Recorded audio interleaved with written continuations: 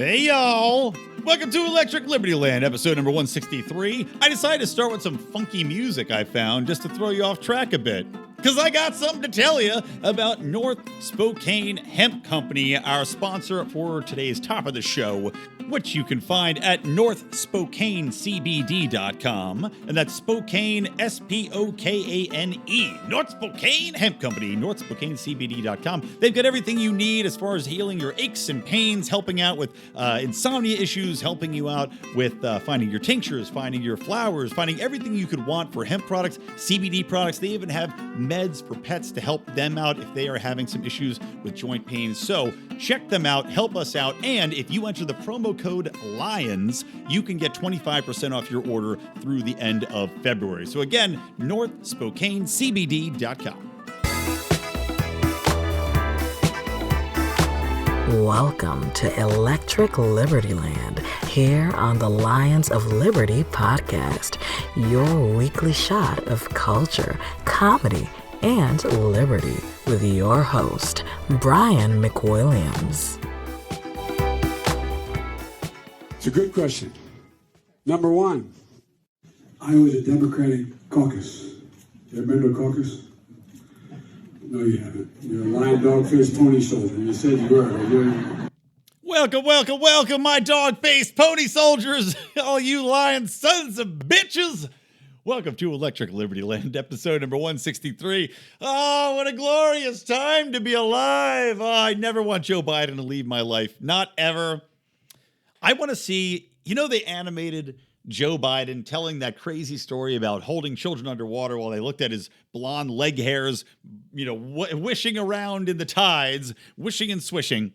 Well, Joe Biden has obviously topped himself with this latest interview. I think it was like a little town hall that he held, and a woman who, I will say is a little bit dog-faced, a little bit of a dog face, but a woman asked him a question about, whatever. Some innocent remark, and Joe Biden, who cannot seem to handle any sort of questioning whatsoever, can't handle any sort of pushback from anybody on any policy. And meanwhile, he seems to have no concept of what to talk about other than the fact that he at one point was Obama's vice president and that he's just been around D.C. for years. But Joe Biden gives us his latest treasure in replying and calling this woman a lying dog-faced pony soldier, which we were told is from a John Wayne movie. And there is a movie called Pony Soldier. However, it does not star John Wayne. And at no point within it does the phrase, "you're a lying dog-faced pony soldier," ever get uttered. Oddly enough, I was reading an article on it. And I guess in the movie, the line says, the pony is from an Indian chief, by the way. So, Joe Biden not only insults a woman in the crowd, but also is now culturally appropriating racist Indian stereotypes, Native American Indian, I should say, stereotypes, by uttering a line which is not quite the exact same line, which from the movie reads, "The pony soldier speaks with the tongue of the snake that rattles." So I guess, forked tongue. Whatever. But we've got another beautiful Joe Biden moment, a memeable moment from Joe Biden, and I could not be happier.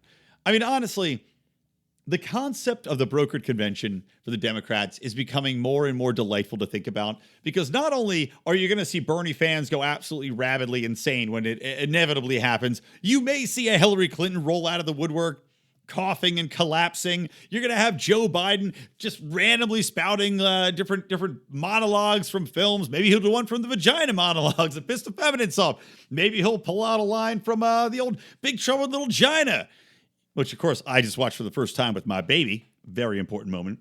But you know what old Joe Biden says when the back of his favorite head is tapped up against the wall? He says, "Sir, the check is in the penguin suitcase, doppelganger, rubber ball, bounce, bounce, bounce, bounce, bounce."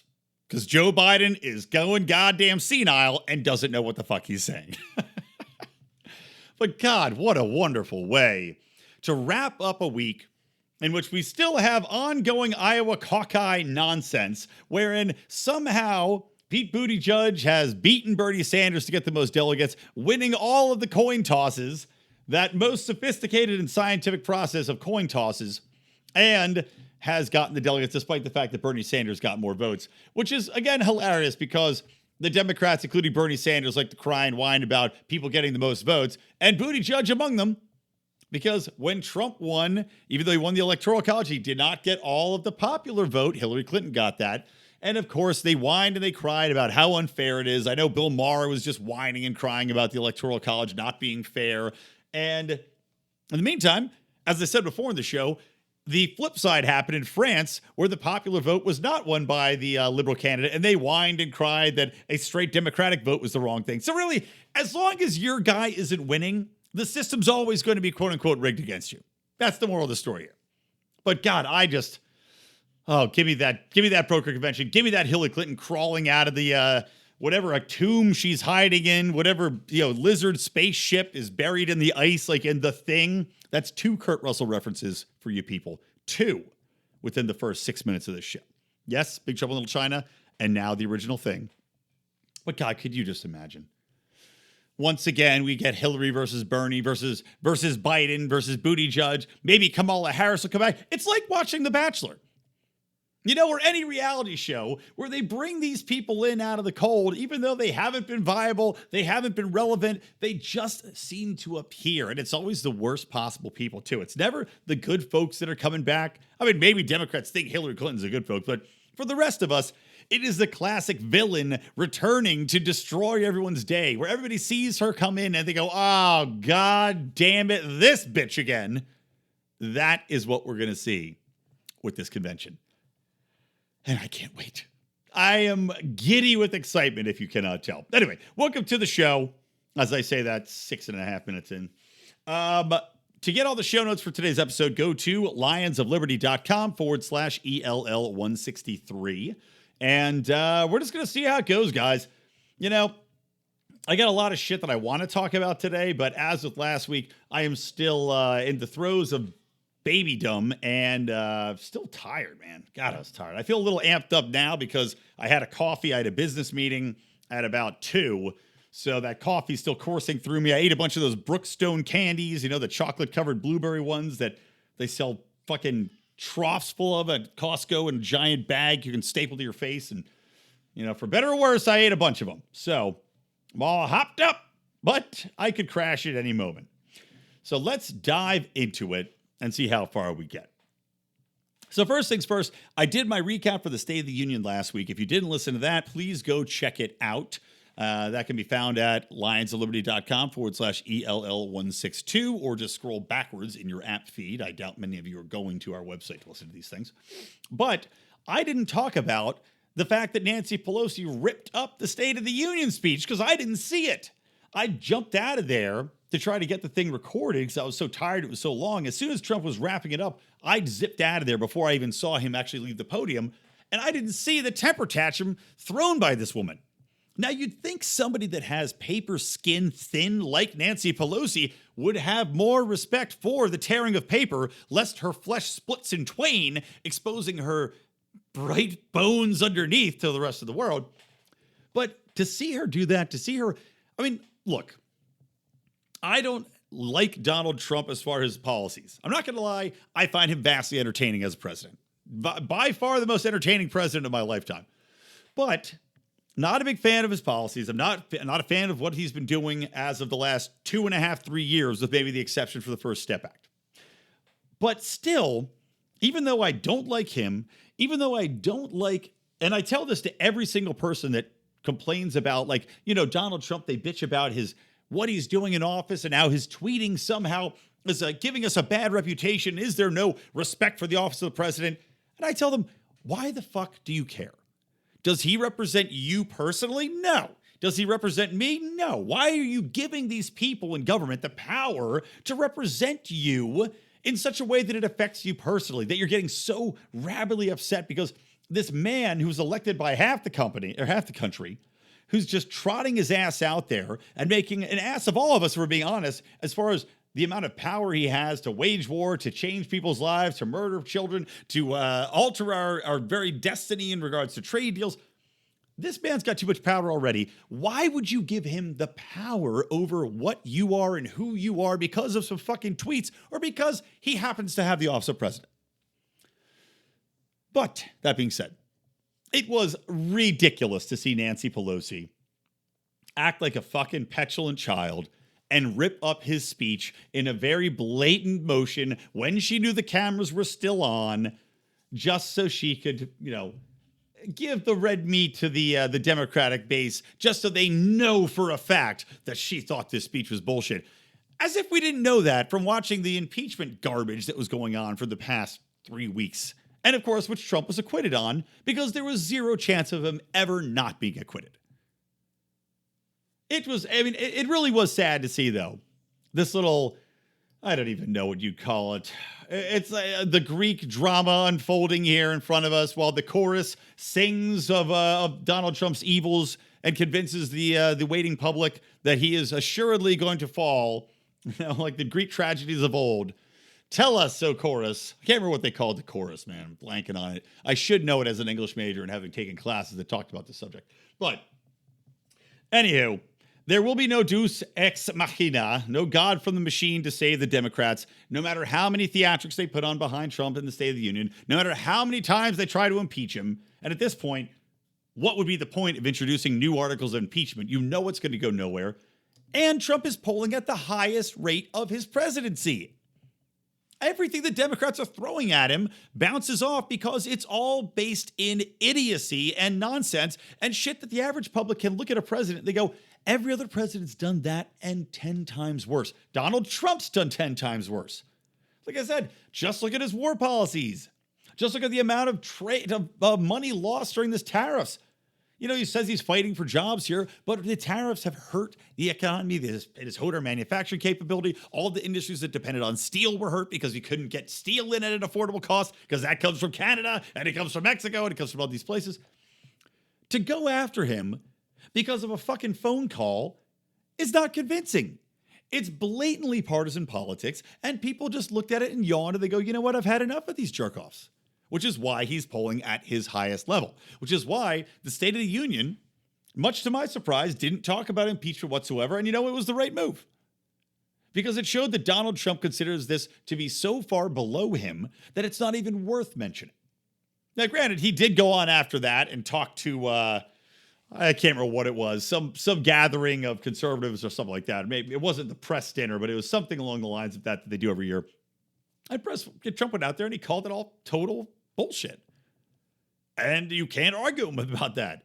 This was all utter bullshit. The public saw through it. And except for the absolutely blind Democratic voters, I think most people would probably err towards the side of Trump because they are seeing pure theatrics instead of actual tangible solutions, especially when the Democrats are rolling out people that are throwing $35 trillion plans against the wall. So anyway, that's that. It was the prayer breakfast, guys. That's what it was. He slammed the Democrats and Romney at the prayer breakfast. And just real briefly, too. Romney getting feted as this hero, this guy that people are saying somehow voted with his conscience. Bullshit. Romney is a never Trump guy. He always has been a never Trump guy, and he despises Trump, especially because he came out so hard against Trump. Trump played him for a fool in hilarious fashion by offering him a position. I think it was an ambassadorship. Mitt Romney accepts it, and then he goes, never mind. And by doing that, he showed that Mitt Romney is simply an opportunist, that all of his opposition to Trump came because he wanted to be liked, he wanted to get elected, he thought that was his easiest path forward. And he's really a guy that has no morals. Otherwise, he wouldn't have taken that position in the first place. He would have said, no, I have to stay here because I want to oppose you, Donald Trump. So, fuck off, Mitt Romney. And while I do love the reason people over there for sending us some listeners, kind of them, I did hear on the most recent podcast. I don't want to say for sure it was Elizabeth Nolan Brown, but because I was just flipping it on the car, and I can't remember exactly who was on it, but I think it was Elizabeth. I think was defending Mitt Romney. And I thought that was absurd because, again, a pure opportunist. He's not voting with any moral conscience. He's just taking advantage of a situation and being a complete twat. So, no thank you, Mitt. You and your ridiculous hair and your veneers can stay in the hell that is wherever parts of Utah you can't drink in. I'm not sure which parts of Utah specifically, but I know it's a lot of them, and I know I wouldn't want to live in any of them. Okay, next, let's get a little bit into the Oscars. Now, I greatly enjoyed Ricky Gervais when he was hosting the Golden Globe Awards, and Ricky was not shy about expressing his dismay at the actors of Hollywood and the producers of Hollywood, including those jerk-offs from American Factory who used, I mean, literally quoted Karl Marx with Workers Unite after they won the most predictable Oscar of the night with their American Factory documentary being, everybody just got the ballot in the mail. All these liberals got their ballots for the Oscars in the mail. They jerked off instead of checking the box on that when they came right on the box that said Obama and sent it back in immediately. So, yeah, there you go. But Ricky Gervais had told people, do not go up there and talk about your personal mission, talk about your philosophies, talk about your politics, talk about all this shit that's going to turn off the average American who doesn't want to be preached to by a jerk-off like you who makes millions of dollars to sit in a glass house up on the hill and not have to deal with the everyday realities that most of us are forced to deal with. Trying to make basic ends meet, trying to get by after being rammed up the ass by our taxes. And actually, quick aside, it must be the prime time, at least in Los Angeles County, and tell me if it's in your local counties as well, but it's prime time for LA County to look at their books and go, oh, you know what? We need more money. Because in the last week, some epic displays of cocksuckery have been on full regale here in my local community. And now I live in a community that is unaffiliated, right? It's not actually technically part of LA County. It's not technically part of a city called Hawthorne. I am unaffiliated, and there's like a 4 or 5 block radius that's unaffiliated.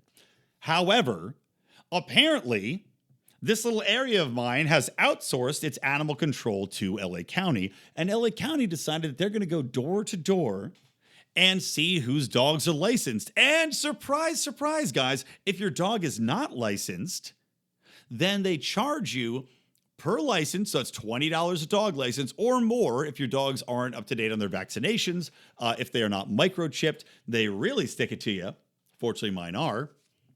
But they charge you per license. Then they charge you for not having been licensed before to penalize you. But again, they could simply come by, give you a fix-it ticket, whatever a fix-it ticket in dog world is. So fix this. Go get it fixed. I'll be back in a week. Go register, go get them licensed, pay that fee. But no, they fucking penalize you for it.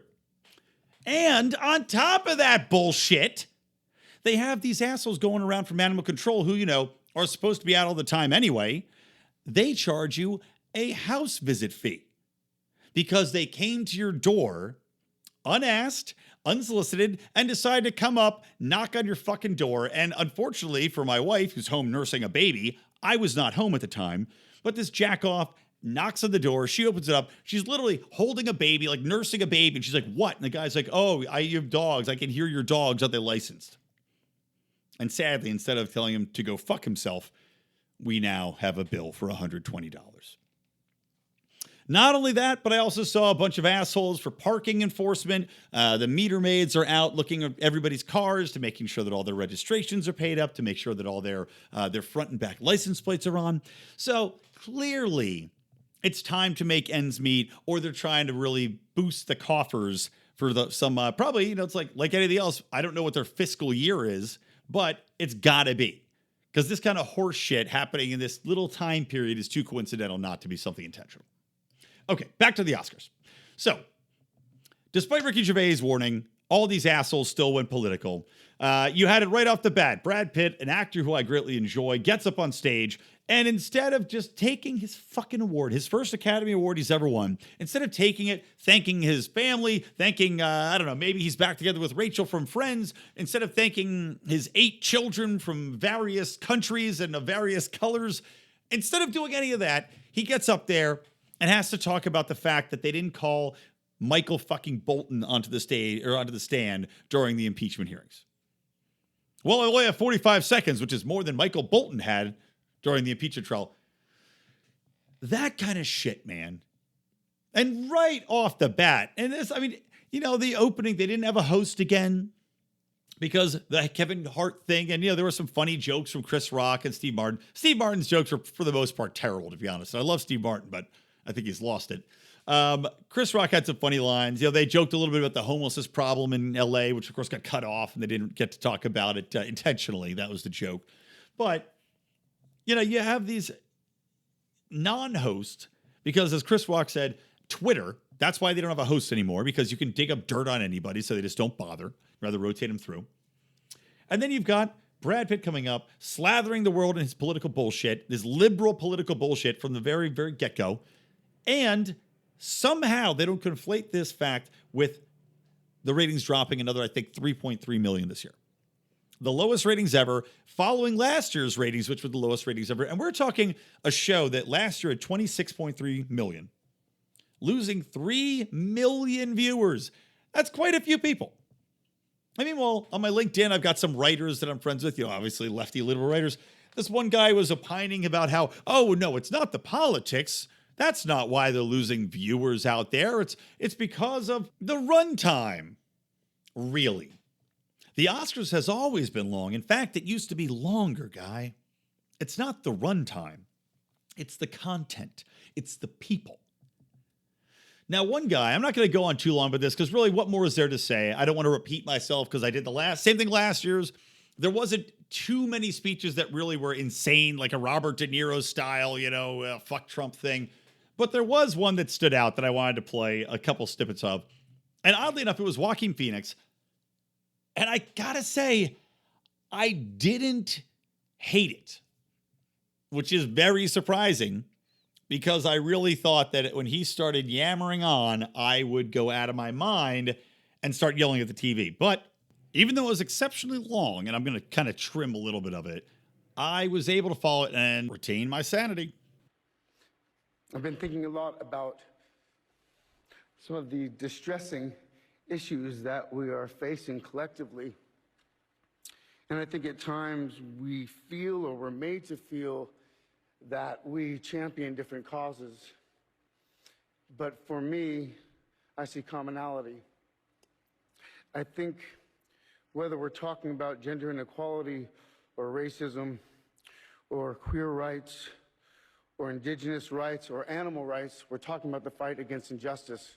We're talking about the fight against the belief that one nation, one people, one race, one gender, or one species has the right to dominate, control, and use and exploit another with impunity.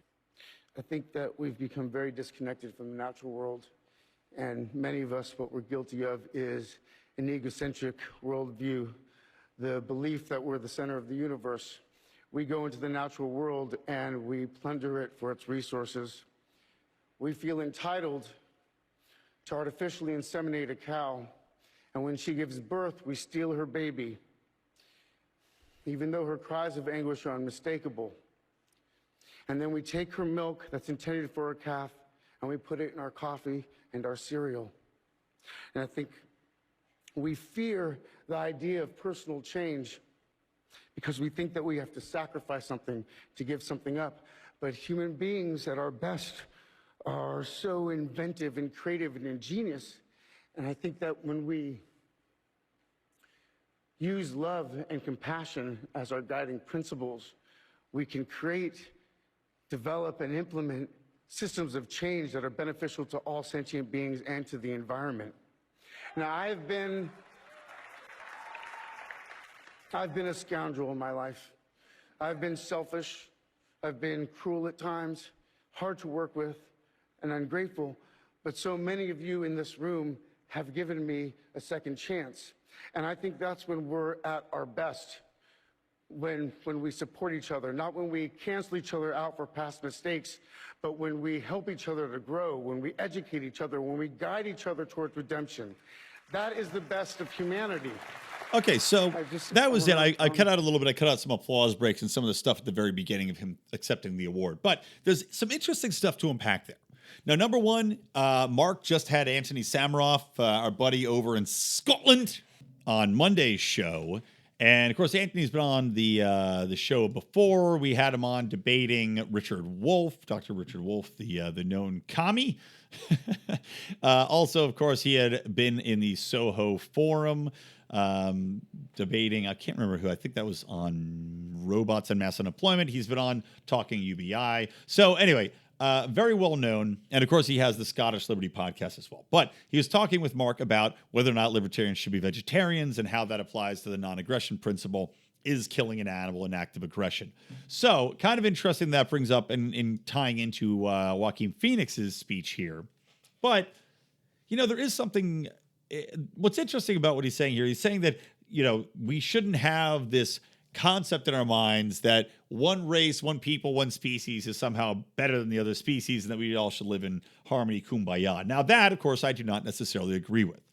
And the reason I don't agree with that is that, not to say that people should be out decimating each other and dominating each other. Of course not. However, when it comes to the natural world, when it comes to kill or be killed, when it comes to basic survival, I don't buy into the let's not kill animals, let's not farm animals, let's do none of this thing.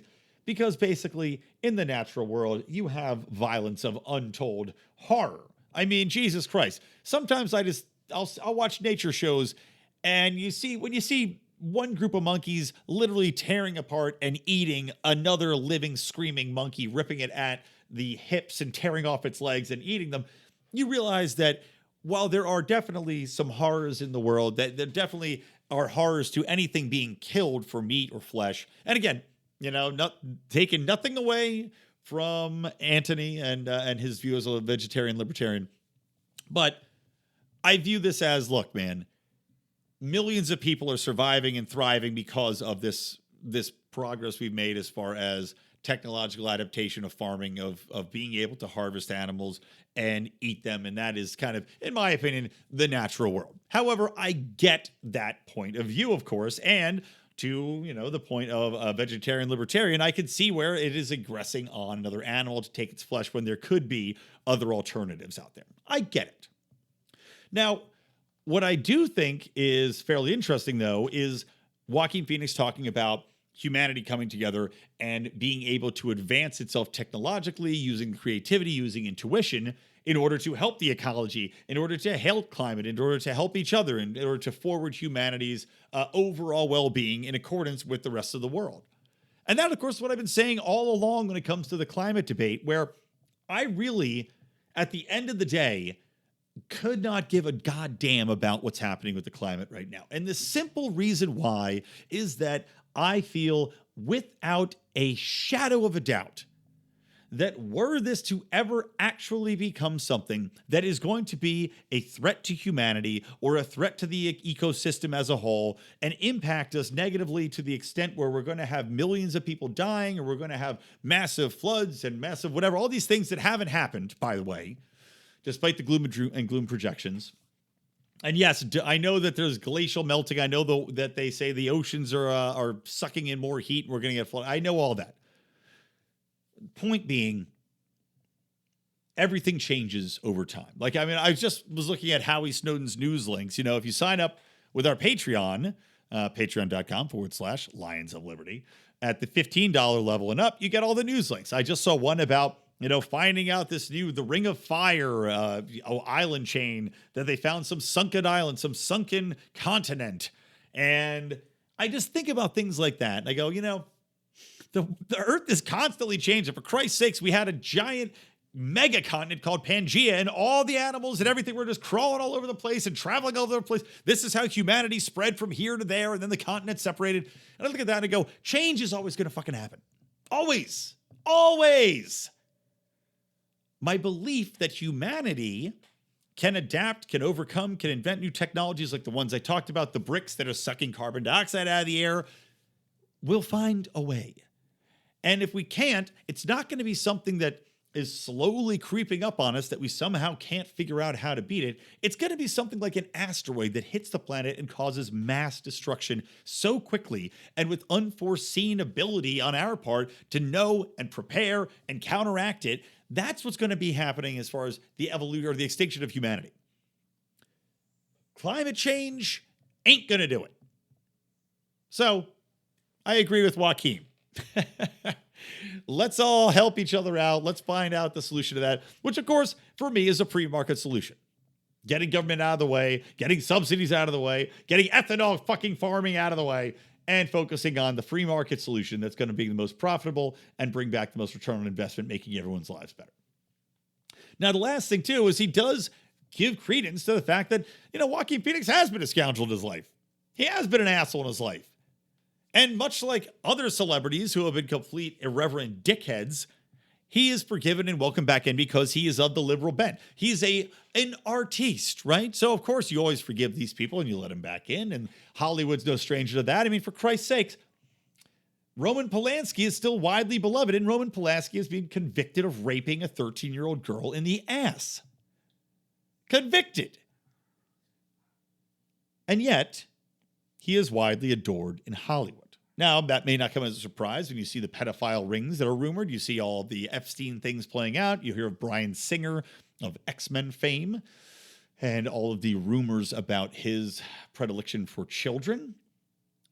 But still, to so publicly feat a man, F-E-T-E, and even in I almost said Big Trouble in Little Hollywood, even in Once a Time in Hollywood, I just watched, which is an interesting film. Roman Polanski's in it. He plays a role. He's a prominent figure in the film, at least for the first half. And yet there's no mention of anything gone wrong with Roman Polanski.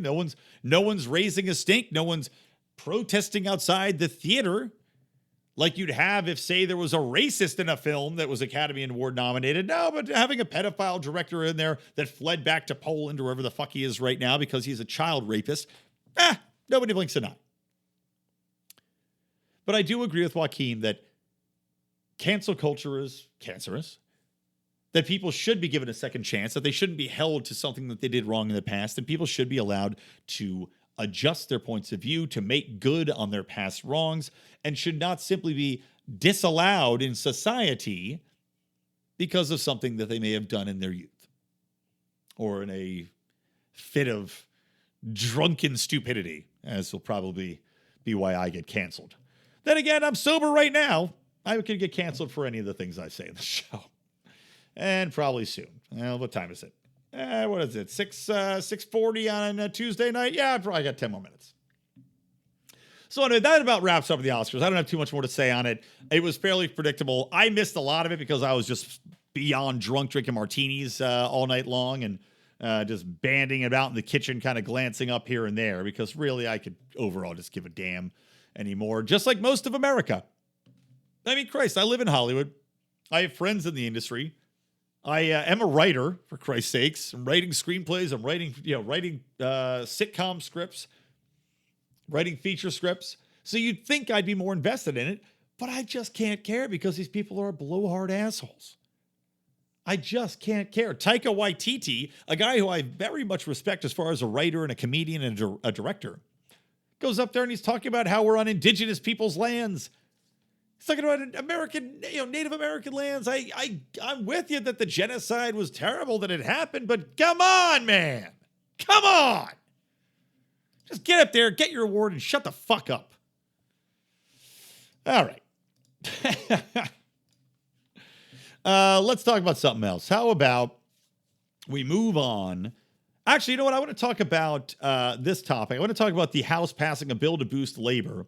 And this was called the right to, hold on, I'm bringing it up right now, Protecting the Right to Organize Act. Now, this is ironic because this is basically a bill that gives people the ability to force others into unions, right? I mean, this is, because there's so many right-to-work states right now, they're trying to make this into a federal mandate that would eliminate right-to-work states, would basically eliminate the ability for people to opt out of a union. And of course, if you're not familiar with right-to-work says that if a union happens to be in a workplace, you cannot be forced to join that union. You cannot be forced to pay the union dues because they say you're a free rider or that they're negotiating on your behalf, even if you're not the union. And thus, you have to have your wages garnished and given to that union.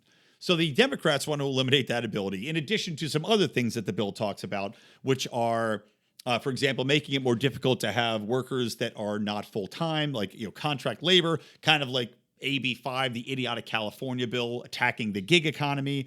They also wanted to make it easier for labor unions to garnish, garnish fines and fees from companies that they say are violating union ability to organize or to strike or to negotiate in good faith. All these, again, made up terms, amorphous terms, when it just should come down to you and your company deciding what you're worth. If you think you're worth more, you can tell them that. If you can get hired at that price, fantastic. If you can't, apparently you weren't worth it at that company, go somewhere else, figure it out. But what's really cracking me up is reading the language about this. And like I was just Googling some of the counterpoints to, of course, my own, which I think all these stories are bullshit. But here's one from the Washington Post, right? And listen to the language this is couched in. This is by some clown named Eli Rosenberg, who was supposedly a journalist. And this is the way that this guy phrases it. One of the most significant bills to strengthen workers' abilities to organize in the past 80 years passed the House on Thursday. The latest sign of momentum for the labor movement. Now, I'll provide my counterpoints here. This is not a sign of momentum. This is a sign of cronyism and the sign that Democrats are desperately still courting the union vote. Of course, union support for Democrats has always been a prominent part of how they fundraise. Nothing has changed. But this is what's funny to me. And this is like two different articles I read. One was in The Hill, one's in the Washington Post. The Protecting the Right to Organize Act would amend some of the country's decades-old labor laws to give workers more power during disputes at work, add penalties for companies that retaliate against workers they organize, and grant hundreds of thousands of workers collective bargaining rights they don't currently have. Do you like that phrasing? And grant hundreds of thousands of workers collective bargaining rights. That's a fancy way to say force workers into joining unions, isn't it? And this is what I'm seeing in the different articles. They all have a way of just gently dodging around the main issue, which is that you are literally taking away people's ability to negotiate on their own behalf and forcing them into joining these cronyist organizations, which you know are going to support liberal politicians. Now, what's extra interesting about this is that support for labor unions and membership in labor unions has dropped precipitously over the years. I think that there's only something like 8 or 9% of workers that are actually in labor unions. And tying into our brand new sponsor, which happens to be Good Morning Liberty, those sons of bitches, I wanted to talk about this because they did a show and I listened to it. You can check them out on Apple, on iTunes, anywhere podcasts are heard. But I listened to one of their episodes earlier in the week. And of course, I usually don't do this because I hate to listen to other podcasts lest somebody has the exact same point I do, then I feel like I'm plagiarizing it. But instead of waiting till after my show aired, I listened to their take on it, Nate and Charlie over there. And I agree with them completely in this. You've got union membership dropping every year. Now, if that's dropping, and it's not because people don't see a benefit in unions. I think we can all look at unions and see how they have strong-armed their way through underhanded tactics, through intimidation tactics, through cronyist relationships with government, even though that's to the detriment of all the consumers out there and the average worker that's not in the union. But clearly, there's a drop in union membership because people don't feel like paying the union dues. They're seeing that they're losing their power. They're seeing that these are unsustainable in the current era, that these pensions are not going to be something that companies guarantee any longer and simply cannot in the marketplace. It's simply not a reality. So why would they join a union? Why would they tether themselves to this cronyist, corrupt organization instead of simply being able to negotiate their own fees, be able to freely go about their way, work for different companies here and there and everywhere, and have more options?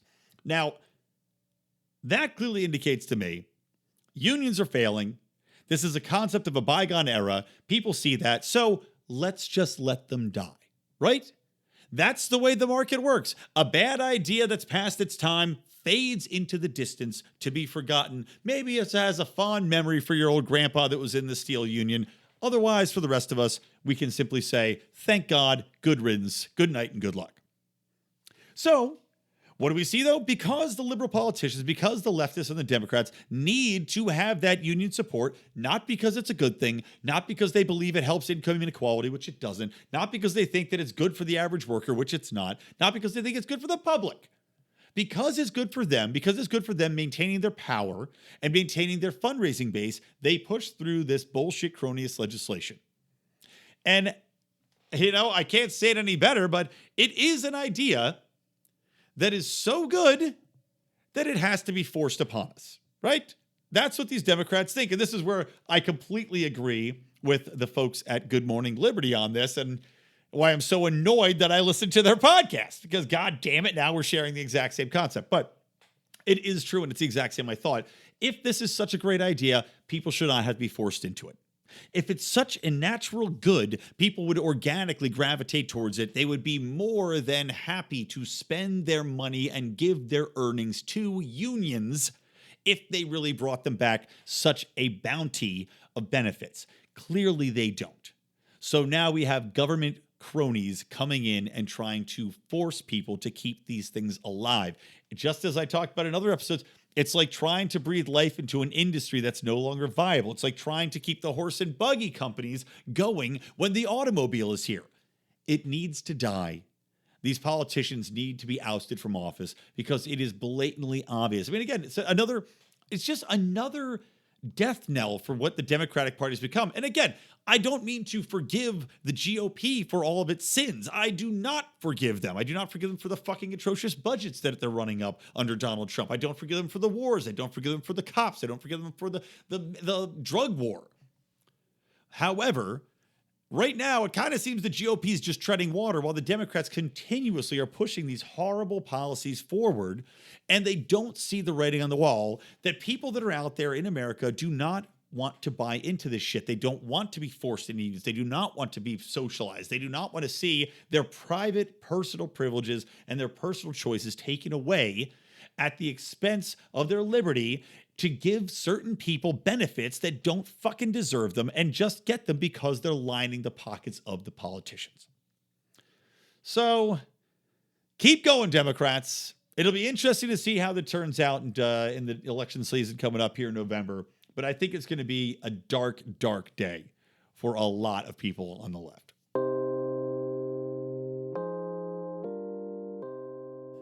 All right. So, guys, let me do an official touting of the folks at Good Morning Liberty for you. If you're looking for another libertarian podcast to fill your daily routine, I highly recommend these guys. Nate and Charlie, number one, smooth voiced motherfuckers. Smooth voices over there, guys. Trust me, you're going to enjoy listening to it probably more than me because, well, I've got the sweet pipes of a sports broadcaster, maybe a late night Lothario or somebody that's working, at a small nightclub, maybe crooning. I get riled up. I start screaming. These guys, nice and easy on the ears. But I would say a little bit more about them. Good Morning Liberty was started by two libertarian business owners in Nashville, Tennessee, where they're both musicians. As musicians in Nashville, Charlie and Nate hit multiple Billboard charts, each with their own bands. Kind of cool. They, the two have had #1 songs, MTV AMA appearances, and they even have been in nationally televised commercials, which is kind of funny. You can Google them and see if you can find them. All while never being signed to a record label or management company. Good Morning Liberty is a podcast focused on finding free market solutions for today's political and economic problems while working to disprove the socialist ideology. Guys, if you own yourself, libertarian is the most moral political ideology. We know that. They aim to prove it as we do here on our show. They've got new episodes daily. So check out Good Morning Liberty podcast on your favorite app or on their website, bernielies.com. All right, we are back with Electric Libertyland, episode number 163. By the way, I will be on Good Morning Liberty along with John Odermatt. We're going to drop in, spray some Liberty around on the walls, the curtains, the carpets, whatever we can really get from here. And I think we're doing that. I think we're recording at the end of the month, so probably early in March is when that'll air. And while I'm telling you about stuff, by the by, Mark Claire and I, this weekend, this Saturday, we will be at the LA County Libertarian Convention. We will be speaking. Mark's going to speak at 9. I'm going to speak at 10. I will be talking about liberty and comedy, how they are conflated, how libertarians should and do own comedy. We just need to take it back. Take it back. Oh, take it back. So come on out, guys. I know you can go on Eventbrite. If you just type in Libertarian Party of Los Angeles County Convention, it'll pop right up. Or you can just go to ca.la ELL163.lp.org, which is the Libertarian of California party website, and register there. All right, hope to see you out. It's going to be a hell of a time. We're going to stick around, obviously, for a little bit and hang, shoot the shit. By that time, it'll be 11 o'clock. Never too early to drink, right? Right.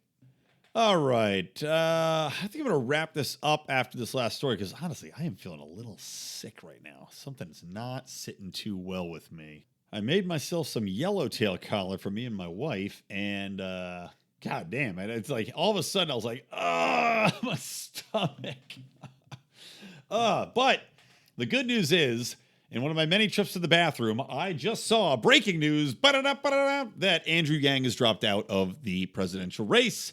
He is no longer going to be taking part in any of the debates. He is no longer going to be listed on the primary candidates listings for the caucus of the future.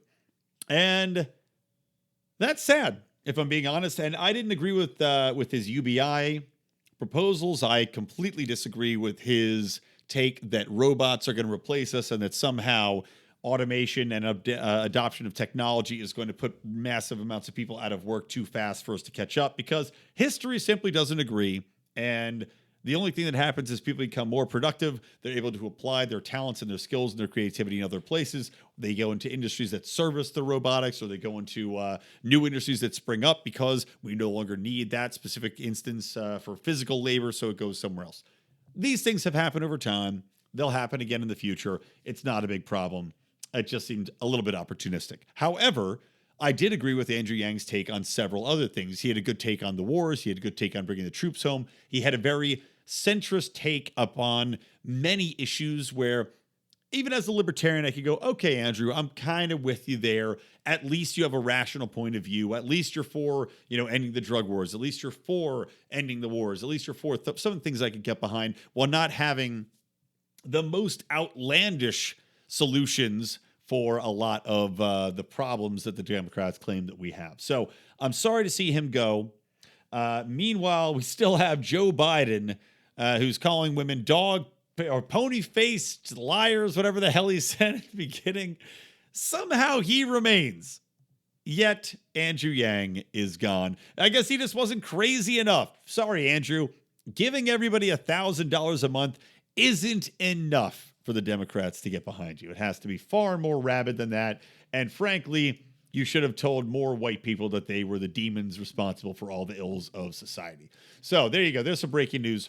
The last couple of things I did want to talk about kind of ties in with with calling white people the devils and changing things and emphasizing diversity. But actually, I'll do two quick things.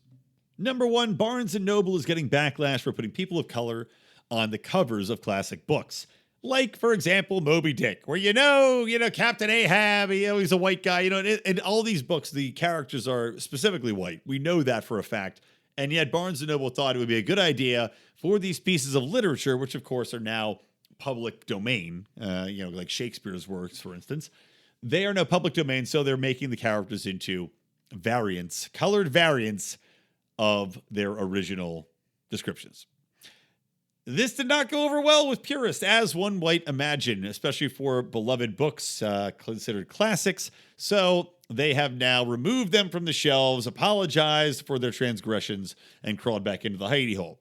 Now, one could argue, is this really that big a deal? If you're trying to get more people of color to read these books, maybe it would help to put them on there. But it does seem very stupid and very pandering, especially when once you open the book, let's say you're a little African-American kid or a little Latino kid, and you go, oh, look at this book. There's a black guy, he looks like me on the cover. And then you open it up, and it's clearly a white guy, and he's described as such. You can see how this is a pretty stupid solution. It is the epitome of, one could call it blackface, really. You are blackfacing the characters of these novels by virtue of putting them in colored facades on the covers. So a little bit ridiculous. And then the last thing I want to talk about was I just got this email in, because obviously, for my work, I do public relations. We work with a lot of ad agencies over the years, and so I get updates from Ad Age. And they got through some study that was done. It said, what's the difference between what Fox fans, people that watch Fox News versus CNN, what do they think is funny? So I said, well, you know what? I'm very curious to see. And they have a little Venn diagram they did. And this is from a company called Inscape, the San Francisco-based smart TV data company that's a subsidiary of Vizio. Now, off the bat, this company that's based in San Francisco is clearly not going to be too in line with the average Fox News viewer. And so, right off the bat, let me just say that this is poison data.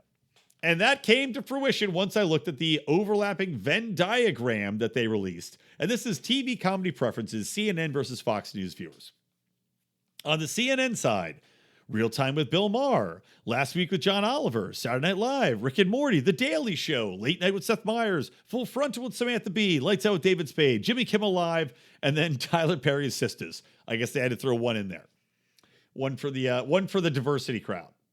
In the middle, watched by both CNN and Fox News Channel, was Conan, Shameless, which is a show I think is on AMC or Showtime. The Tonight Show with Jimmy Fallon, and Tosh.0. Oddly enough, I didn't even realize Tosh.0 was still a big thing. I did like Daniel Tosh back in the day, but I didn't realize he's still going so strong. But then listen to the shit that they listed for the Fox News Channel.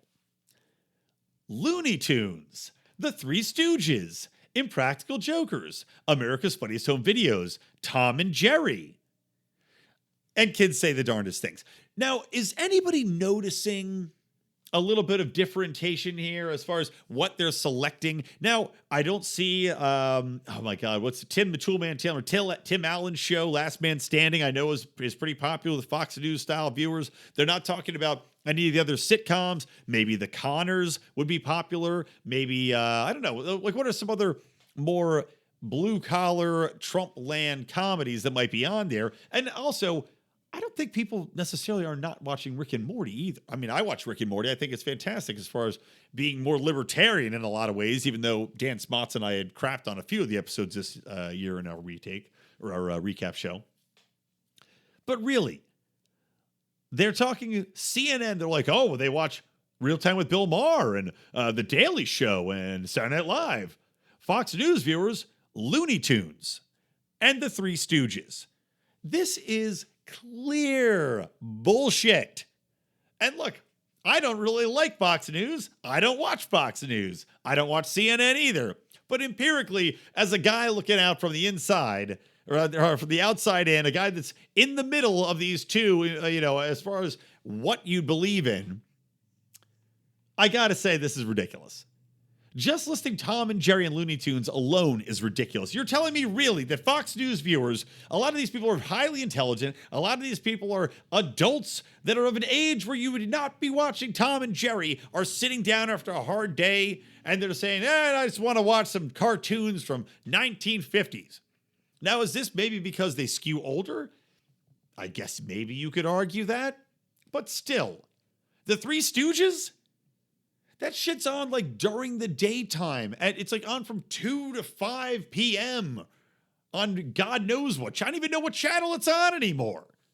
So anyway, fuck this company. Fuck this bullshit, which now you're going to see everybody talking about. And it's even got a smiley face laughing emoji in the top right corner. I don't know if that's intentional because it's near the Fox News side of things, or they're saying that this is because it's TV comedy, but certainly all seems a little bit too cute, a little bit too custom picked for my tastes. So once again, San Francisco technology showcases just how much it derides and can't stand the redder side of America. All right, that's going to do it for our show today, guys. Apologies that it's a little short, but hey, man, I don't know. Between the guts and the tiredness of the baby, something's taking me down, and I got a date with a seat. You know what I mean? All right, guys. From me, Brian McWilliams, from the Lions of Liberty, from Electric Libertyland, always stay plugged in to Liberty.